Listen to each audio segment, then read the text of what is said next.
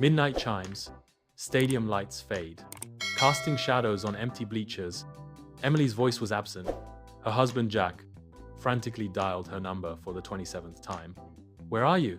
he whispered, his breath visible in the cold night air. Just hours ago, they'd been celebrating the Super Bowl victory, but now Emily was gone, her phone abandoned in the parking lot.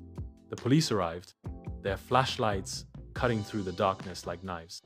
But the real question lingered. Was this a disappearance or a deadly cover-up? Emily's phone revealed her final call to an unknown number. Detectives traced it to a burner phone, its signal lost in the labyrinth of the city. Jack recalled her strange behavior that evening. The hushed conversations, the way she glanced over her shoulder. She was scared, he admitted, his voice breaking. The last text she sent read, "I know too much." What did Emily uncover? Was it tied to the high-stakes world of professional football, where secrets were buried deeper than the end zone? The investigation began to unravel a web of lies, but the truth remained elusive. The Super Bowl wasn't just a game, it was a battleground. Behind the glitz and glamour, whispers of corruption swirled. Emily, a journalist, had been investigating illegal betting rings tied to the league. Her notes revealed a shadowy figure known only as the commissioner who manipulated outcomes for profit. But her pursuit of the truth made her a target. Detectives discovered her press pass near the stadium's VIP entrance, torn and discarded. Was she silenced to protect the game's integrity or something far darker? The deeper they dug, the more it seemed the Super Bowl was a facade for a deadly conspiracy. Jack became the prime suspect. His alibi was shaky, he'd left the game early, claiming he felt ill.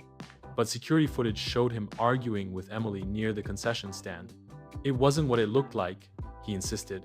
Detectives pressed him. What were they fighting about? Jack hesitated. She said she was in danger, but I didn't believe her. Guilt etched his face as he realized his mistake.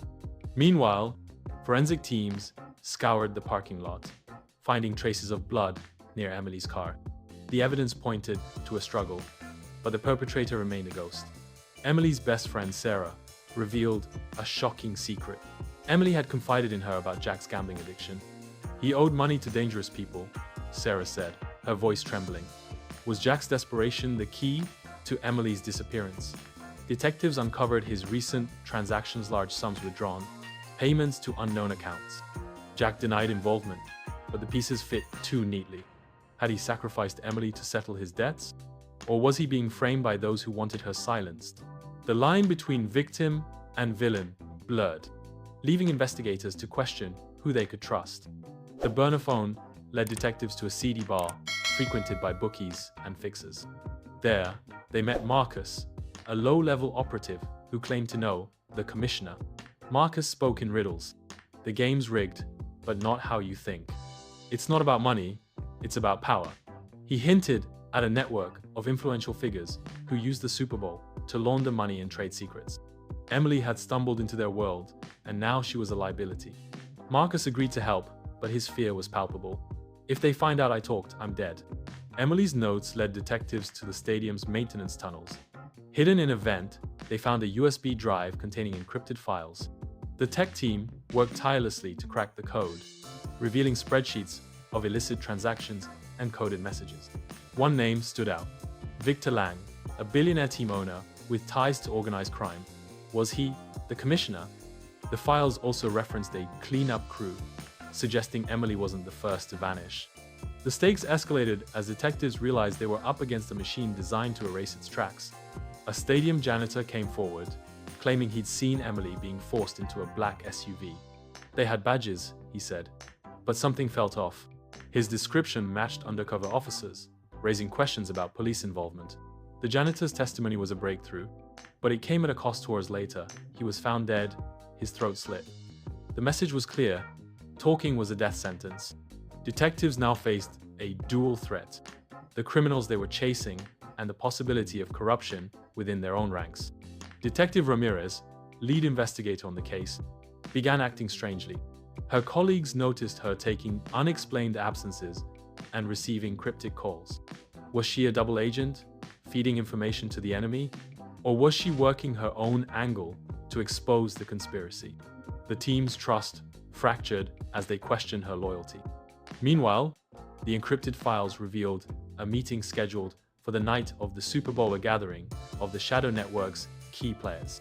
Emily had planned to infiltrate it, but something went wrong. Detectives raided the location of the meeting, only to find it abandoned. The projector still displayed a single slide, a list of names, including Emily's, marked with red X's. Among the names was Victor Lang, confirming his involvement. But the room held another clue: a hidden camera, its footage erased. The tech team worked to recover it, hoping it would reveal what Emily had seen. As they pieced together the fragments, a chilling pattern emerged. The network had been operating for decades, its reach extending far beyond the stadium. The recovered footage showed Emily confronting Victor Lang. "I know what you've done," she said, her voice steady. Lang smirked, replying, "You think you can stop us? You're just a pawn." The confrontation turned violent, and Emily was dragged away. The footage ended abruptly, but it was enough to implicate Lang. Detectives obtained a warrant for his arrest, but he was already gone, his mansion empty. The hunt for Lang became a race against time. As detectives feared, Emily's fate was sealed. In a remote cabin, Emily awoke, her wrists bound. Her captor, a man in a mask, taunted her. "You should have stayed out of this," he said. But Emily, resourceful and determined, managed to free herself. She fought back, using a shard of glass to wound her captor before fleeing into the woods. As she ran, she vowed to expose the truth, no matter the cost. Her escape was a glimmer of hope, but the network's reach was vast, and they wouldn't let her go easily. Emily's escape forced the network into damage control. They began destroying evidence, burning documents, and silencing anyone who could expose them. Detectives intercepted a shipment of incinerated files, but the damage was done. The network's leaders were vanishing, their identities erased. Emily, now in hiding, reached out to Detective Ramirez, offering to testify. But Ramirez's true allegiance remained unclear. Was she Emily's ally, her betrayer? Emily met Ramirez in a secluded location, but the encounter turned deadly. Ramirez revealed she'd been coerced into working for the network, but she wanted out. Before she could share more, a sniper's bullet silenced her. Emily narrowly escaped, realizing the network's reach extended even into law enforcement. With Ramirez gone, Emily was the last hope for justice. Emily went public, sharing her story with the world. Her testimony led to the arrest of Victor Lang and the dismantling of the network. But the victory was bittersweet. The cost had been too high. As the sun rose over the stadium, Emily reflected on the game that had become a deadly cover-up. The truth was out, but the scars remained, a reminder of the darkness that lurked behind the glitz of the Super Bowl. The arrests sent shockwaves through the sports world. Victor Lang's empire crumbled as investigators uncovered his ties to organized crime, illegal betting, and money laundering. The network's operatives were rounded up, their secrets laid bare. But Emily knew the fight wasn't over. The network's roots ran deep, and its survivors would stop at nothing to protect their interests. As she testified in court, she felt the weight of their gaze, a silent promise of retribution. The battle for justice had only just begun. Emily became a symbol of resilience, but the toll was immense. Nightmares of her captivity haunted her, and she struggled to trust even those closest to her. Jack, now cleared of suspicion, tried to reconcile, but the scars of betrayal ran too deep. "I can't go back," she told him, her voice hollow. She focused on rebuilding her life, but the network's shadow loomed large. A cryptic message arrived at her doorstep. "The game isn't over." The investigation hit a snag when key evidence went missing. Detective Harris, Ramirez's former partner, discovered a mole within the task force. The mole had been feeding information to the network, sabotaging the case from within. Harris confronted the traitor, leading to a tense standoff. "You think you're untouchable?"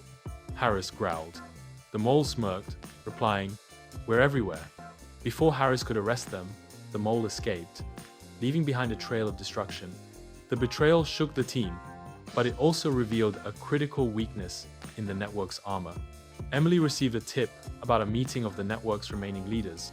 She knew it could be a trap, but the opportunity was too good to pass. With Harris's help, she devised a plan to expose them. The warehouse was a labyrinth of danger, but Emily's determination was unshakable. As she planted hidden cameras, the leaders arrived. their voices echoing in the empty space. But before she could escape, the lights went out and a voice hissed, "We've been expecting you." Harris, realizing Emily was in danger, led a SWAT team to the warehouse. A fierce gunfight erupted as the network's operatives tried to flee. Emily, trapped in a storage room, fought off her captors with sheer willpower. The team's arrival was a blur of chaos and relief. "You're safe now," Harris said, helping her to her feet. But Emily knew the network's leaders had escaped, their plans far from thwarted. The network's final move was reveal the plot to assassinate a high-profile politician at the next Super Bowl.